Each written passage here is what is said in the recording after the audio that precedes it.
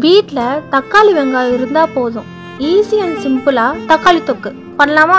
கடாயில் எண்ணெய் சூடானதும் கொஞ்சம் கடுகு, சோம்பு, 6 பல்லு பூண்டு போட்டு நல்லா பொரிய விடுங்க. அப்புறம் 2 மீடியம் சைஸ் ஆனியன் எடுத்து நல்லா பொடியாக கட் பண்ணி சேர்த்துக்கோங்க. காரத்துக்கு 2 பச்சை மிளகாய் போட்டு நல்லா வதக்குங்க. வெங்காயம் கொஞ்சம் கலர் மாறினதும் 3 தக்காளி நல்லா ஸ்லைஸாக கட் பண்ணி சேர்த்துட்டு 1/2 டீஸ்பூன் கல்லுப்பு சேர்த்துட்டு நல்லா வதக்குங்க. இந்த மாதிரி நல்லா வதங்கி வந்தோடனே கொஞ்சமா மஞ்சத்தூள் போட்டு 1 நிமிஷம் வதக்கிட்டு 1/2 டீஸ்பூன் குழம்பு மிளகாத்தூள் போட்டு நல்லா வதக்குங்க.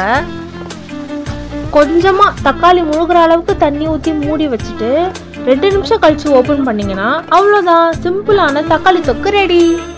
அப்படியே மழை சாரல் மாதிரி கொத்தமல்லியை தூவி விட்டீங்கன்னா தக்காளி தொக்குக்கு இன்னுமே டேஸ்ட் கொடுக்கும். சூடான சாதத்துல இந்த தக்காளி தொக்கை போட்டு அப்பளத்தை வச்சு கொஞ்சம் சாப்பிட்டு பாருங்க, தேன் அமிர்தமா இருக்கும்.